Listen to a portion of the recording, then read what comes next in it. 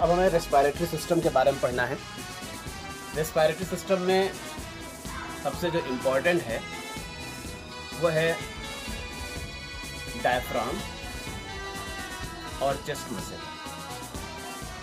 Diaphragm एक partition होता है, एक मस्कुलर स्ट्रक्चर होता है, स्केलेटल मसल का बना हुआ स्ट्रक्चर होता है जो थोरैसिक कैविटी को एब्डोमिनल कैविटी से सेपरेट करता है। यानी ये थोरैसिक कैविटी की जो है फ्लोर बनाता है और एब्डोमिनल कैविटी की रूफ बनाता है।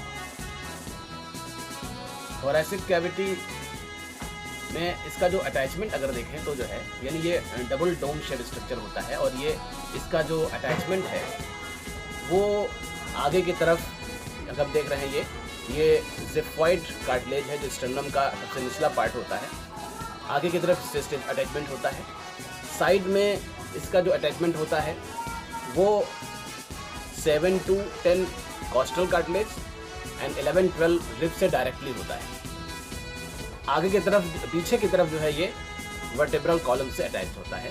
वर्टेब्रल कॉलम की वर्टेब्रल कॉलम से इनके डिस्क से इसका अटैचमेंट होता है। पीछे की तरफ पर दो स्ट्रक्चर्स होते हैं जो टेंडेनियस इसकी ओरिजिन होती है, जो कि इनको क्रस कहते हैं। राइट एंड लेफ्ट क्रस होता है।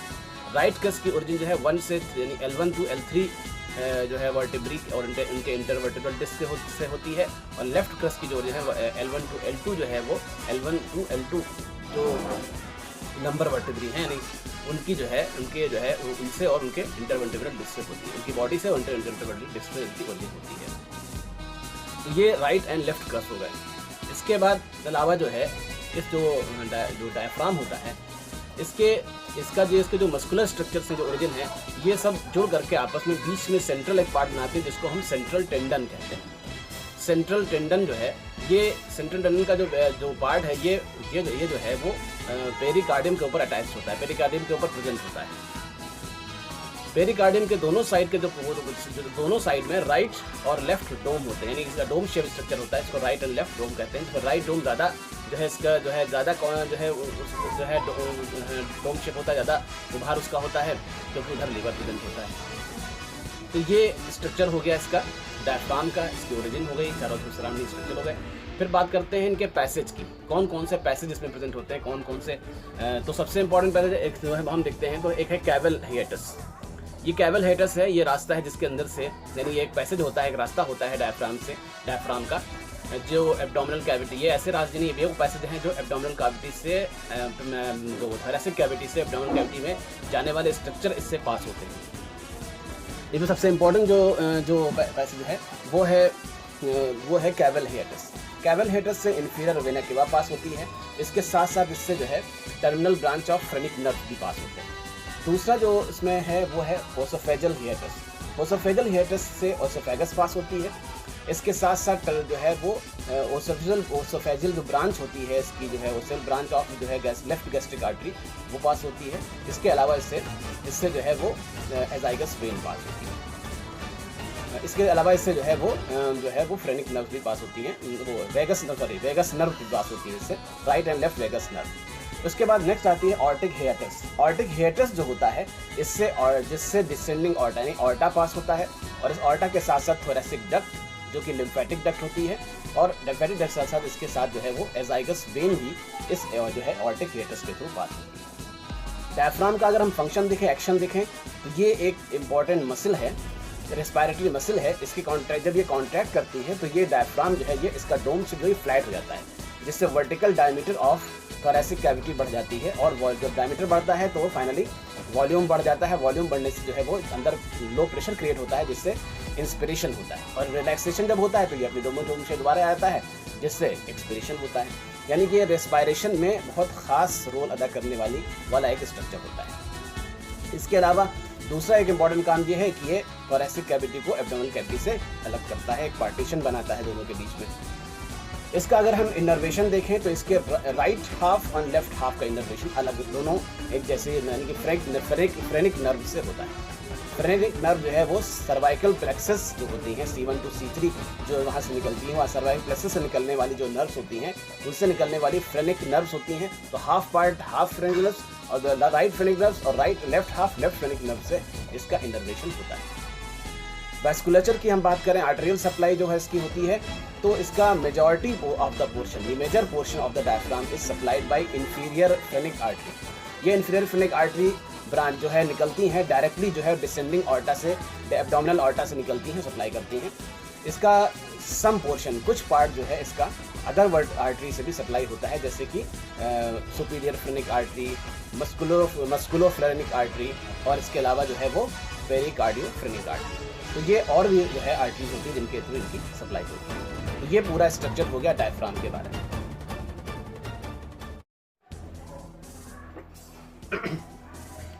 नेक्स्ट हमें पढ़ना है मसल्स ऑफ थोरैसिक केज, यानी थोरैसिक केज की उन मसल्स के बारे में पढ़ना है जो हमारे रेस्पिरेशन में हमें हेल्प करती हैं, जिनमें सबसे इम्पॉर्टेंट है इंटरकॉस्टल मसल्स, यानी कि वो मसल्स जो इंटरकॉस्टल यानी कि रिब्स के बीच में जो स्पेस होता है उनको हम इंटरकॉस्टल स्पेस कहते हैं, इसमें पाई जाती हैं। इसके अलावा और भी मसल्स हैं, जैसे कि ट्रांसवर्स थोरैसिस मसल है, डायफ्राम के बारे में पहले ही पढ़ चुके हैं। तो ये मसल्स ऐसी हैं जो हमारे रेस्पिरेशन में हेल्प करती हैं, यानी इंपॉर्टेंट मसल्स हैं जो कि थोरैसिक वॉल्यूम को चेंज करना इनका मेन काम होता है। और इसके अलावा कुछ सपोर्टिंग मसल्स भी हैं, जैसे हम देख रहे हैं पेक्टोरलिस माइनर है, सेरेटस एंटीरियर है, पेक्टोरलिस मेजर है। ये सारी मसल्स हैं जो सपोर्टिंग मसल्स हैं, चेस्ट में इनका भी अटैचमेंट होता है। तो हम सबसे पहले बात करते हैं हम external intercostal muscle.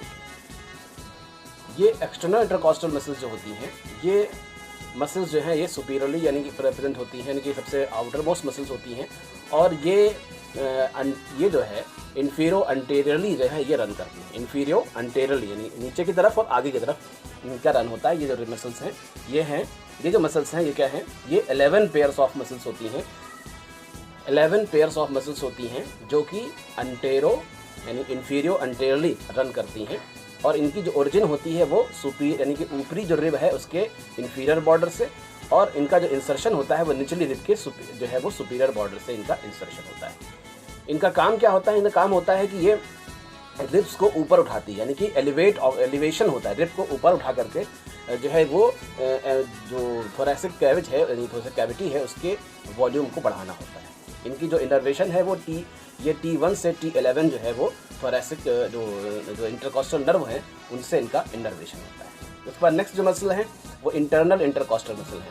Internal intercostal muscle जो है इनकी ये जो है वो इनसे डीपली प्रेजेंट होती हैं, और इनका जो डायरेक्शन इनकी जो है वो इन्फीरो पोस्टेरियरली होता है, यानी कि नीचे की तरफ और पोस्टेरियरली होता है इनका ओरिजिन। इनकी जो ओरिजिन है वो lateral groove of the costal cartilage पे इनकी ओरिजिन होती है। इंसर्शन जो इनका होता है वो लोअर रिब के सुपीरियर बॉर्डर पर होता है, superior border of lower rib पे इनका इंसर्शन होता है। काम अगर हम इनका देखें तो इनका जो यानी कि जो इंटरऑशियस पार्ट होता है, यानी कि जो बोन के बीच का जो पार्ट होता है, ये रिब्स को जो है जो यानी कि जो वॉल्यूम है इसका रिब केज का उसको घटाने का काम होता है। और जो इनका जो कॉन्ड्रल पार्ट यानी कार्टिलेजस वाला पार्ट होता है, यानी जो इंटरकॉन्ड्रल पार्ट जो होता है कार्टिलेज की पार्ट जो होता है वो जो है रिब को जो है वो एलिवेट करता है। उसके बाद फिर इनसे भी डीप एक मसल होती है जिनको हम इंटरनल इंटरकॉस्ट यानी कि इनर मोस्ट इंटरकॉस्टल मसल कहते हैं। ये बिल्कुल इनकी ओरिजिन इंसर्शन बिल्कुल सेम एज ये जो ओरिजिन होती है वो मीडियल मार्जिन ऑफ द जो है कॉस्टल कार्टिलेज में इंसर्शन सेम होता है, और दोनों का जो फंक्शन भी सेम है, यानी कि वो इनका जो इंटर जो ऑशियस पार्ट है यानी बोन के बीच का जो पार्ट है वो थोरैसिक वॉल्यूम को जो है वो थोरैसिक वॉल्यूम को उसके घटाने का काम होता है, और जो इंटरकॉन्ड्रल पार्ट है वो रिब को एलिवेट करती है यानी उठाती है। ये दोनों काम है, दोनों का जो इनर्वेशन है वो T1 to T11 intercostal nerve से इनका भी इनर्वेशन होता है। तो ये तो हो गई 3 muscles intercostal, external intercostal, internal intercostal and inner most intercostal muscle. ये 3 ऐसी मसल्स हैं जो इंटरकॉस्टल मसल हैं और रेस्पिरेशन में जो है वो अहम जो है इनका जो है रोल होता है, अहम रोल ये प्ले करती हैं। उसके बाद 2 मसल्स और हैं, एक होती हैं जिनका नाम होता है, एक तो है ट्रांसवर्स थोरैसिस मसल। ट्रांसवर्स थोरैसिस मसल हम देख रहे हैं ये है। ट्रांसवर्स थोरैसिस मसल की जो ओरिजिन है वो inferior surface of the sternum से होती है। इसमें स्टर्नम जो होता है उसका इंफीरियर जो सरफेस होता है यहाँ से इनकी ओरिजिन होती है, और ये इंसर्ट होती हैं T2 to T6 यानी कि सेकेंड से 6 जो है कॉस्टल कार्टिलेज पर इनका जो है इंसर्शन होता है, ये खत्म होती है। ये जो मसल्स होती हैं ये भी जो है थोरेसिक वॉल्यूम को जो है ये कम करती हैं, और जो है इनका जो इनर्वेशन होता है वो जो है वो T2 T6 जो है इंटरकॉस्टल नर्व से होता है। T2 to T6 जो है वो इंटरकॉस्टल नर्व से इनका इनर्वेशन होता है, यानी 2 to 6 जो है इंटरकॉस्टल नर्व से इनका इनर्वेशन होता है। उसके बाद एक और मसल है जिसमें हमें दिखाई नहीं दे रहा है, सब कॉस्टलिक मसल होती है, जिसकी ओरिजिन जो है लोअर रिब से होती है और मतलब ऊपर अपर रिब से होती है। इंसर्शन जो है जो 2 और 3 रिब्स नीचे होती है। स्ट्रिप ऑफ मसल होती है जो कि जो इंटरकॉस्टल मसल्स है, जो इंटरनल इंटरकॉस्टल मसल है उसको जो है ये उसके जो फंक्शन को जो है ये एसोसिएट करती है, फंक्शन को हेल्प करती है। तो इस तरह से ये वो मसल्स हो गई चेस्ट की, यानी कि रिच के रिब केज की, जो हमारी रेस्पिरेटरी सिस्टम से रिलेटेड है, जो हमारे रेस्पिरेशन में हमें हेल्प करती है। कौन कौन सी मसल्स हो गई? सबसे पहले external intercostal muscle, internal intercostal muscle, inner most intercostal muscle, और उसके बाद फिर जो है वो ट्रांसवर्स थोरेसिस सबकॉस्टल मसल। ये वो मसल्स हैं जो हमारे रेस्पिरेशन में इनका अहम रोल होता है। और इसके साथ साथ जो है वो डायफ्राम, जिसके बारे में पहले पढ़ चुके हैं।